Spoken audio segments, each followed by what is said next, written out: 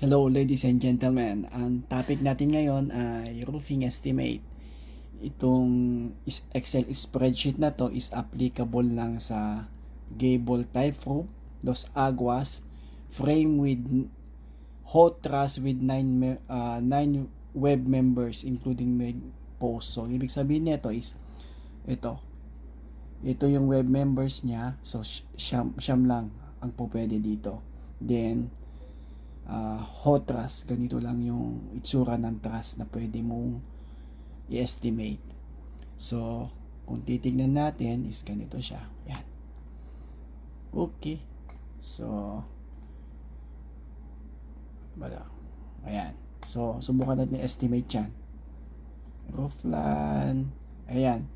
6 by 6 by 6 yung dimension ng building. And then okay, ito yung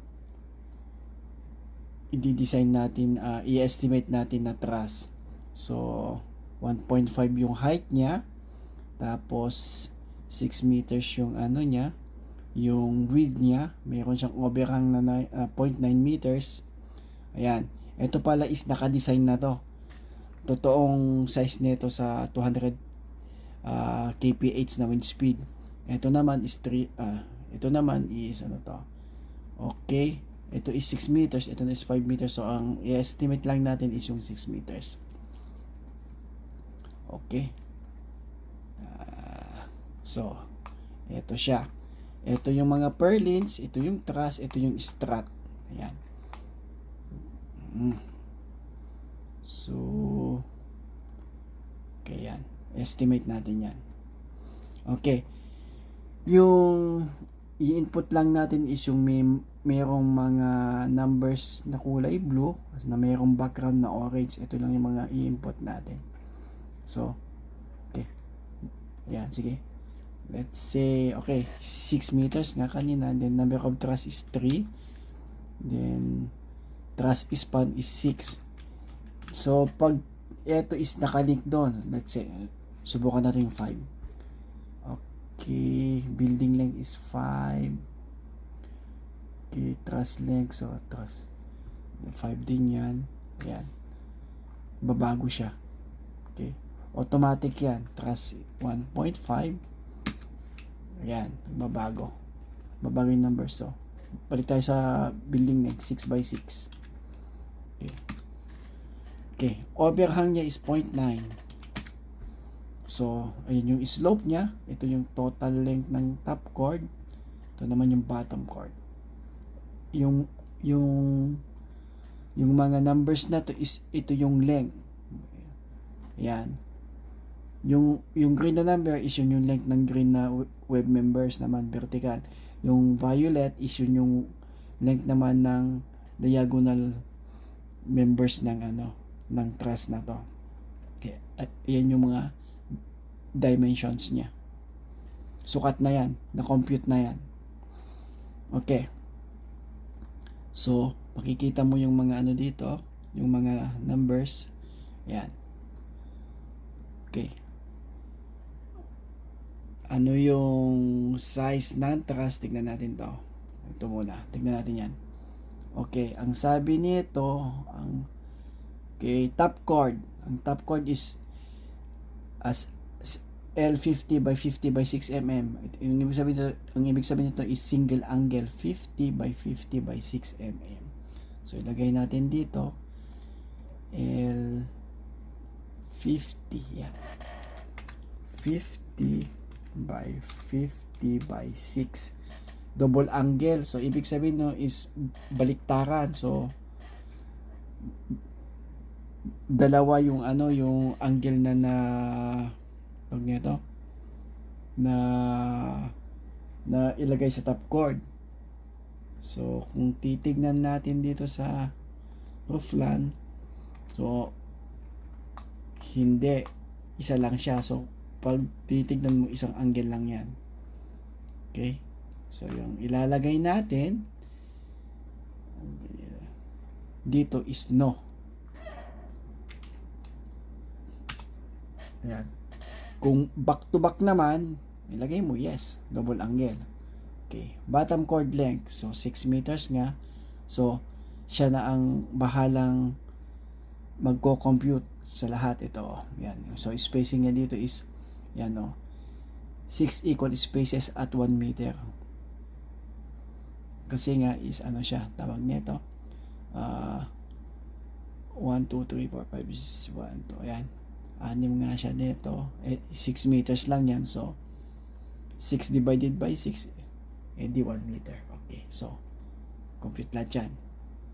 So, dito naman tayo sa bottom chord. Bottom chord na tayo. Oops. Bottom chord naman. Oh, sandali. Wala. Yan. Bottom chord. L35 by 35 by 6 mm. Okay. L35. Oops. L35. L35 by 35 by 6 mm. Pwede nyo namang gawing L40 kung gusto nyo, pero ito is yun yung design na nakuhang size base sa 250 kph wind speed. So ito yung pinaka minimum size. Double angle, sabi niya hindi, so no.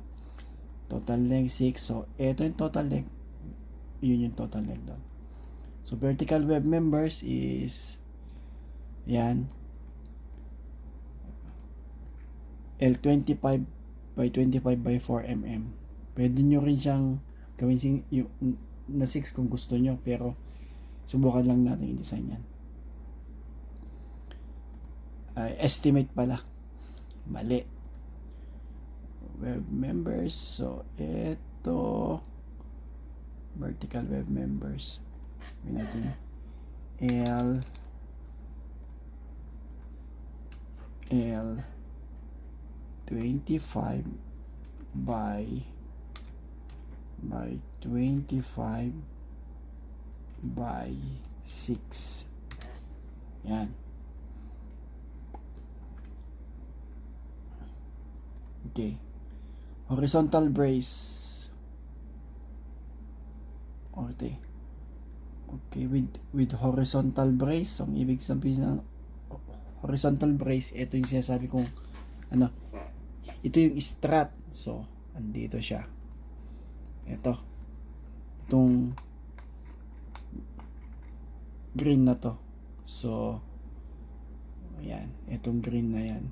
Meron ba? Sabi niya, okay. So, meron. Lagyan natin yes. Anong size? Pareho na lang natin yung size pareho natin yung size ng top chord na lang. Okay. Horizontal. Yes. Equals yes. Ayan. Yun. Ito pala, horizontal brace. Ito yung tinatawag ni strut. Okay. Oops. Ayan. Length. Okay. Siya na yung nag-compute ng length. Kasi, kaya siya naging 12 kasi, ayan, top and bottom yon. Yan o. So 6 yon, ayan. So ito pala, ito. Yan. Yung dalawang yan. Yung top and bottom, yan. Yung berde, yan yung strut. Horizontal brace yan. Okay. Diagonal web members, meron na. Oops, okay. Ito pala. Strut, okay. Diagonal web members. Strut. Purlins. Okay, yung purlins natin, sabihin nating 1 point. L50 by 50.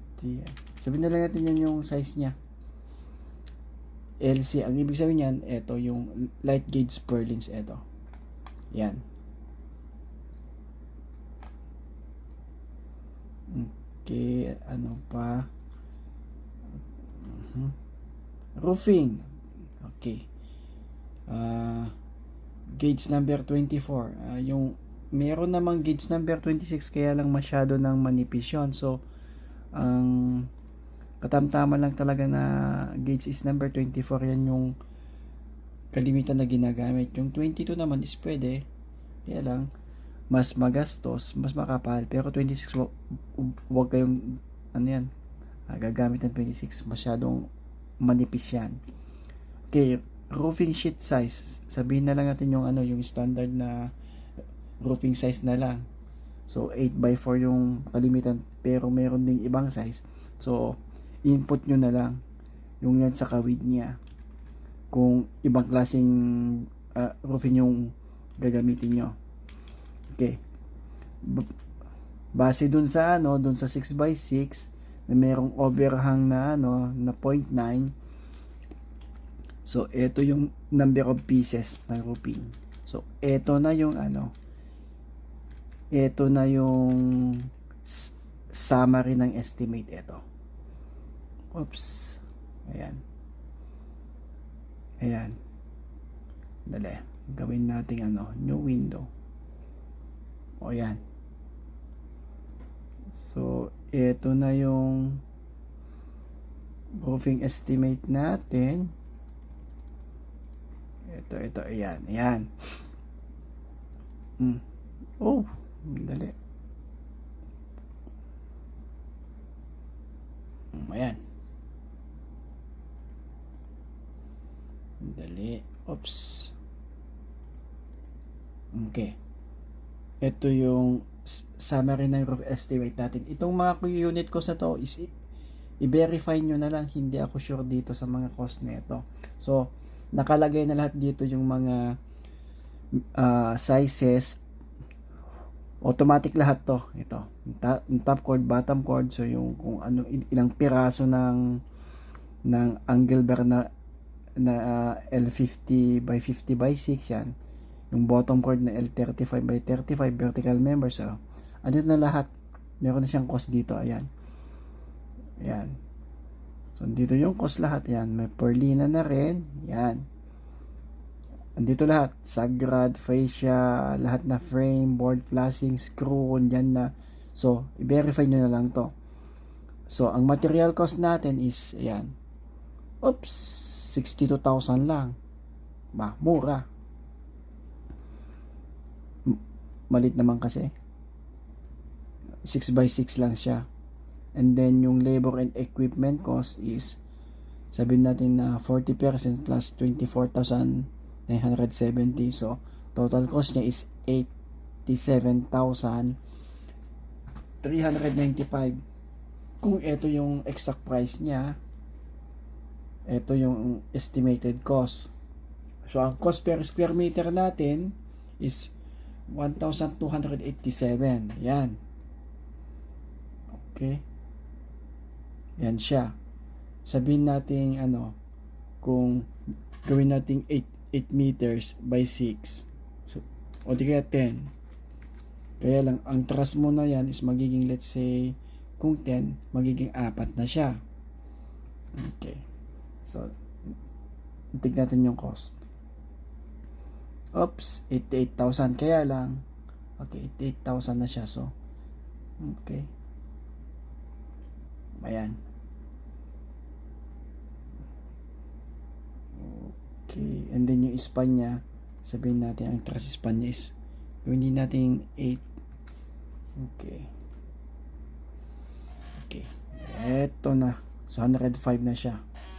Pag ganyan yung size. Kaya lang, habang lumalaki naman kasi yung ano, yung span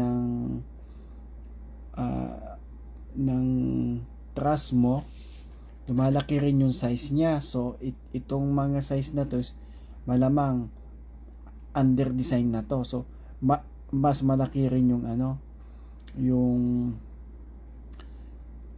members niya, yung sizes ng bottom chord saka top chord, saka rin yung vertical web members, kaya mas mahal rin to. Yeah. So, eto, hindi ako sure dito sa ano sa mga cost nito. Siguro 900. Sabihin natin to 1,200. Hindi ako sure. So 800. Check nyo na lang. Ito, sabihin natin 1,200. Okay. Ibalik natin sa 6 muna. Ayan, 610. Tapos span. Yan. Okay. So, balik ka. 72. Kasi binago natin yon. So, ayan. So, sa 6x6, ayan yung ano niya. 6x6 na bahay na 2 agos ang bubong. Ganito. Ganito.